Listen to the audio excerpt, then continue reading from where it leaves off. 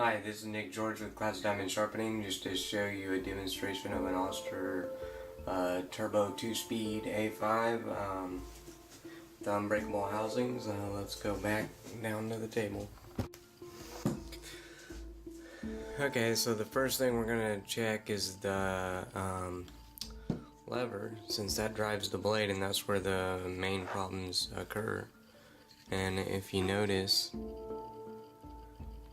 hear the clicking? A little loose, see it? Moving around? That's bad. So we're going to go ahead and take this apart. We'll see how it runs. Runs okay. Sounds like it could use some oil. Sounds like it has some hesitation spinning.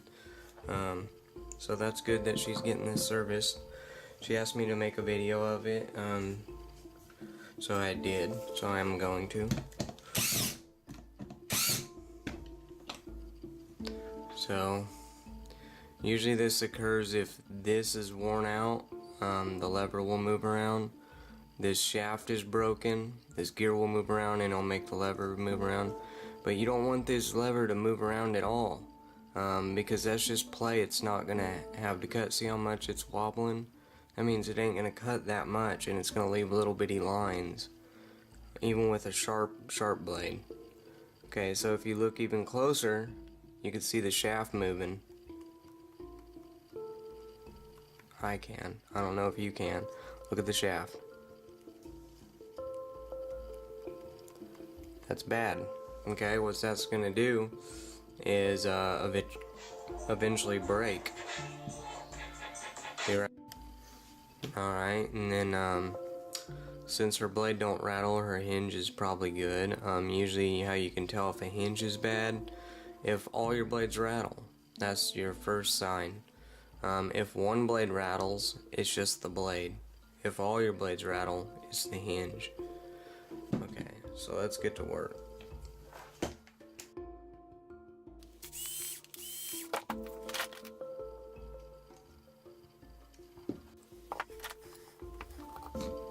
These are the brushes. They make contact to the motor to make the motor run. Without these, your motor will not run because electricity will not get to the armature. You put in brushes wrong, unfortunately you'll have to send it to me to pay to get them out, because you'll have to take the whole cover apart, or you cause risk of damaging the armature. So don't put them in wrong. There's little grooves on them. You gotta look for it into the case here. My snap ring pliers and this. This is to prevent the case from breaking. Even though this case is no good, I just force a habit.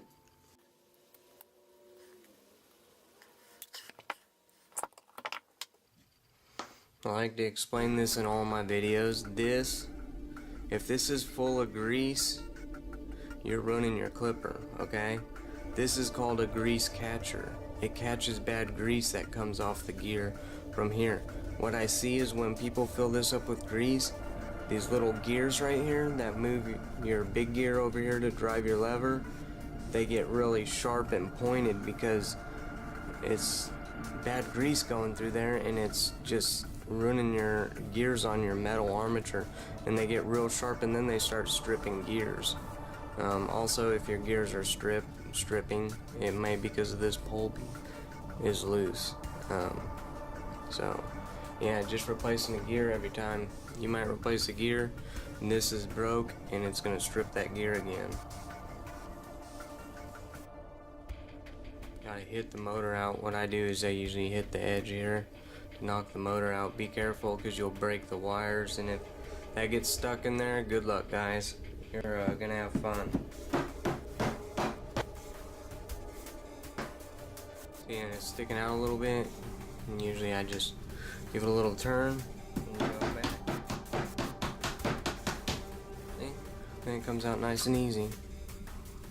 See the hair in there, guys? You don't get them serviced, that hair's just spinning in there. Why this is spinning? It's just sitting in there collecting heat. All up in here, just collecting heat. Once this thing gets so hot, I see it all the time. this gets so hot, this warps just a little bit. The metal shaft warps just a little bit, and then this thing is just vibrating just a little bit, and then your clipper's all I see it all the time. Your clipper's going and you never get it serviced. Well, just go ahead and just know you're going to be buying one of these. So yeah, if you're saving money not doing services, congratulations. But when you finally do get it serviced, you'll be buying a new clipper. So congratulations. Keep up the good work. So just get your clipper serviced. It's for your benefit. And your blades run better. A little oil down in there. Let's get this camera. Okay, there's a bushing down in there. We want to remove that.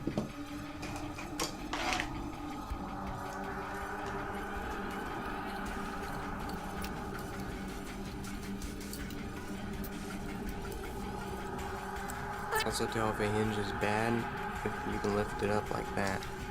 That's bad because that means your blade's not going to hold down as hard as it can.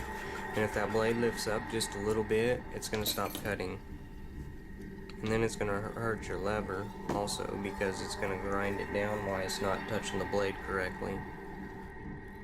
A little bushing, replace that bad boy. I'm going to take out the thrust plate here. See, here we go, perfect example. See how it has an indent? People say, well, why do they put a little plastic piece there? That's stupid. Actually, it's very smart, okay? Without this plate, this hole right here would be in this case. Then you'd be paying $44 for this new case. So instead, they give you this little dollar hard carbon or hard some kind of plastic material, and so you just replace that for $1. If your clipper sounds like it's grinding, it's because the fans hitting up on this bushing because it's not pushed back far enough because there's a hole in your thrust plate. A little washer down here. This washer is important, guys. This washer right here goes underneath the gear. If it's not underneath the gear, it's gonna wear your housing down or wear the gear down. A lot of times I see people without washers, and then there's a groove indent around here instead of being flat. So then this sits down lower, then the link sits up higher, like this high. Instead of seating all the way down like that, it's like that. And then it wears your gear down halfway. Then you got a wobbling lever and you're replacing gears. So the washer saves $15 because this gear costs $15. So there, I took all the pieces off this housing. Now let me go get the new housing and then we'll begin assembling it. Okay, I got all my parts, I hope. Here's the new case. Just like the black one, but I mean just like the blue one, but black. These are the old style. The only difference is this shaft is up a little higher on the new ones. Instead of this breaking, this breaks. So I don't know what's better or not. Just oil your blades and make sure they're free. Make sure they're free, and you can move them before you snap them on this clipper, or it's gonna break the clipper. These are not the unbreakable housings, which means when you drop them they break instead of when you drop them they sort of bend, and it's still just as bad. But anyway, these are a lot cheaper. These are half the cost of a blue one. Blue cases are about $40 to $44. These are $20 to $22 depending on my distributor if it goes up or down.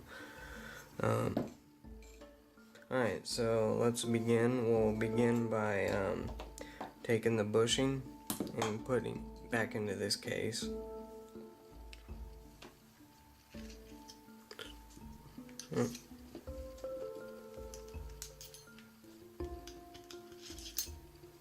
Okay, you want to oil around this cotton. See how it's completely dry? If you get it serviced, these cottons should be oiled. Because this brass absorbs it, it's like a little sponge. You can't see it, but it absorbs the oil and rides on that shaft. Instead of wearing your armature out, it wears these bushings out. So then you just have to replace the bushings instead of the armature. I'll put the hole in there, and then I put it like that. Take my Phillips. See if it has any magnetism. Great, it does.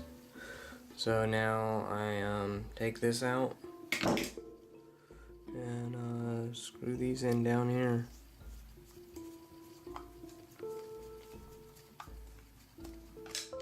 And straighten it up. See how I straightened it up down in there? Go ahead and take the other screw.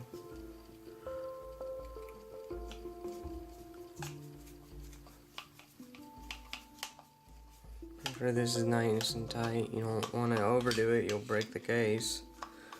I'll make sure it does stop.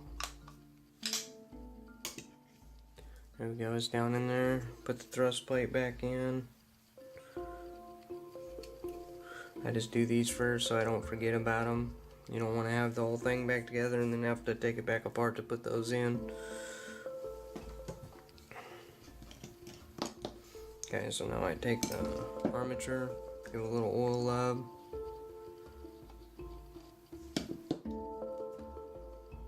Stick it down in there. See, when these sit, they sit in the housing. They're like little shocks, and they just sit in the housing. That's why you have to hit the housing when you're done to make sure it lines up just perfect so it doesn't hit the armature. I go in and out like this to get that bushing nice and oiled down there. And, a little drop on that one. A little hole around the top of the shaft.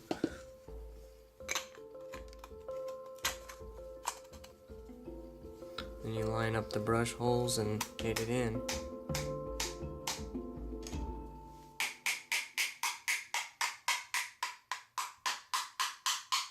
There you go. It's perfect.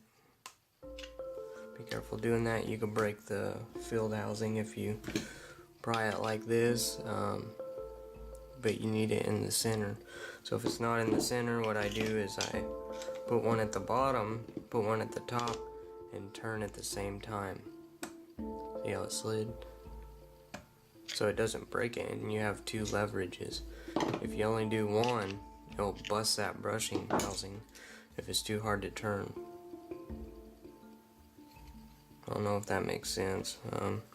Might not have. Makes sense to me, but put the brushes back in. Put them in correctly, guys.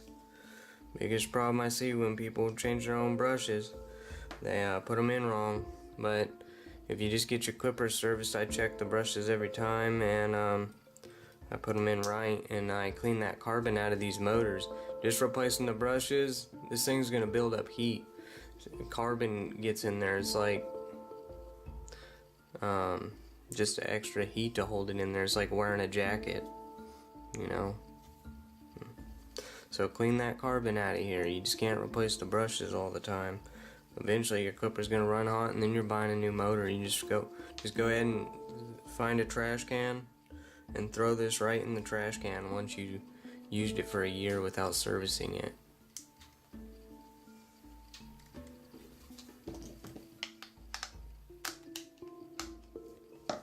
There we go.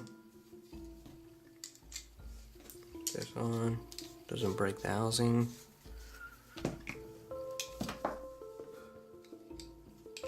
want to put it in between the two contacts here. Don't put it on the side of the contacts or you're going to be done messed up.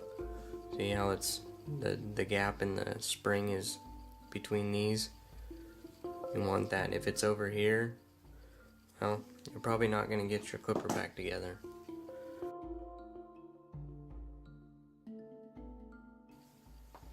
Put your link on. Put your lever on. You need to lube all these parts, guys, or you shouldn't even service it.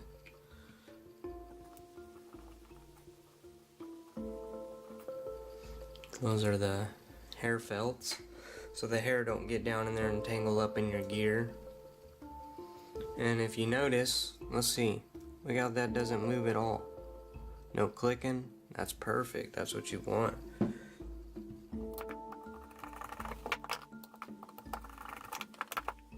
Put your oiler in.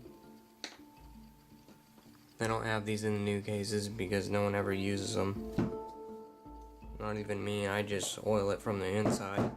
Takes too long to oil it through that little thing. But I'll show you how to do it in a second. Okay, so when it's running, you push this little ball in with your fingernail. Now the newer clippers don't have it, so it's not that important. See it absorb it? Sucks it down in there. But I already oiled it, so I don't need to do that. But that's what that's for.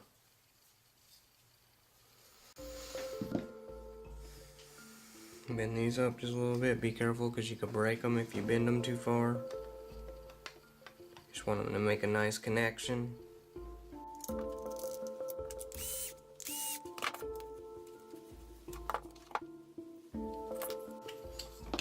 Put your plate on.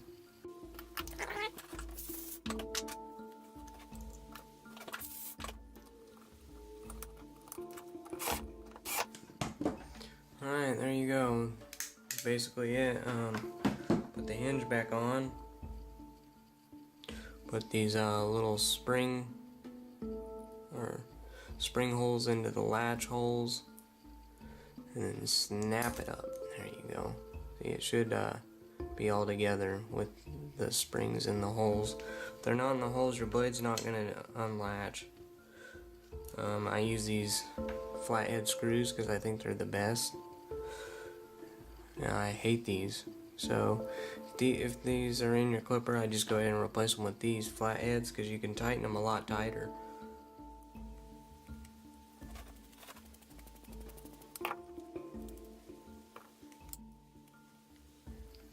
Don't cross thread them, guys. You're gonna have a problem getting them in.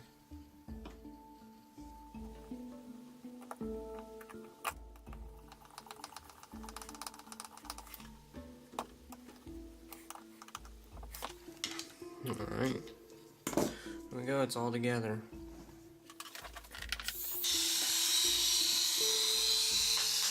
Gotta speed up, because that field's adjusting itself.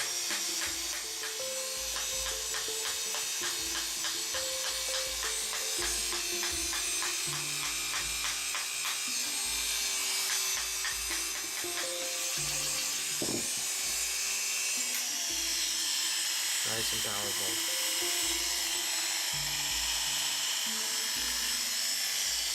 If I sharpen this blade, we'll go ahead and test it.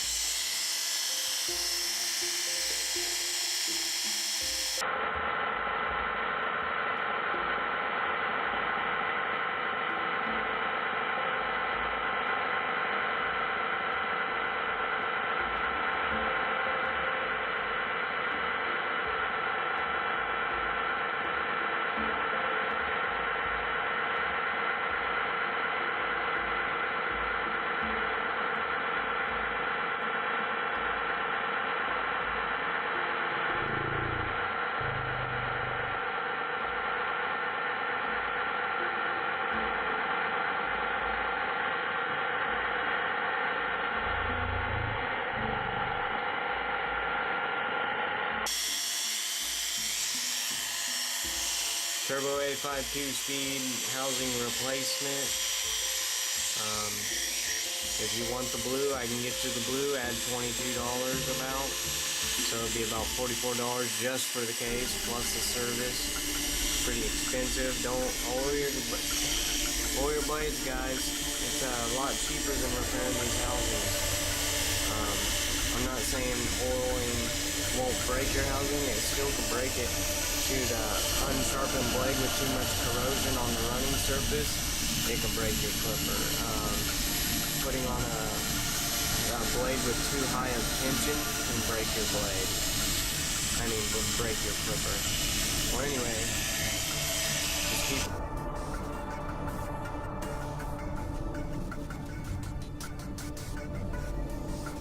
keep them running, keep them looking good, keep them coming into me, and I can sharpen any blade, I can sharpen any scissor with any edge.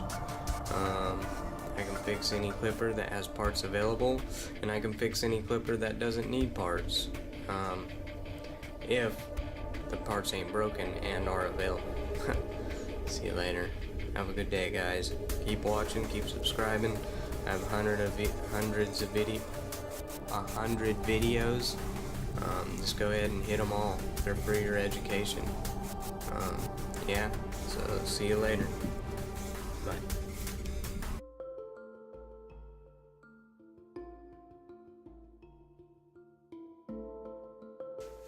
Hi, this is Nick George with Class Diamond Sharpening, just to show you a demonstration of an Oster Turbo 2-speed A5 with unbreakable housings. Let's go back down to the table.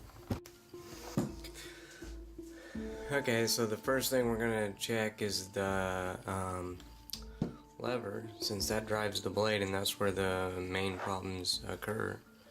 And if you notice, hear the clicking? It's a little loose, see it? Moving around? That's bad. So we're going to go ahead and take this apart. We'll see how it runs. Runs okay. Sounds like it could use some oil. Sounds like it has some hesitation spinning. So that's good that she's getting this service. She asked me to make a video of it.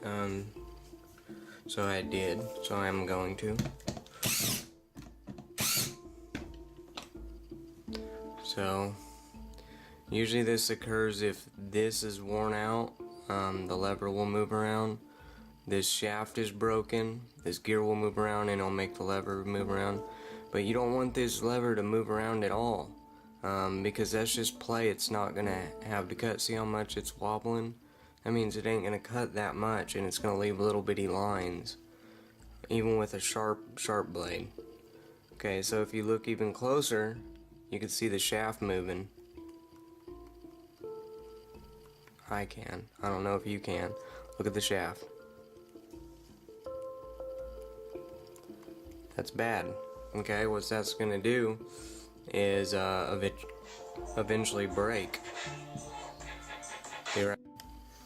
Alright, and then since her blade don't rattle, her hinge is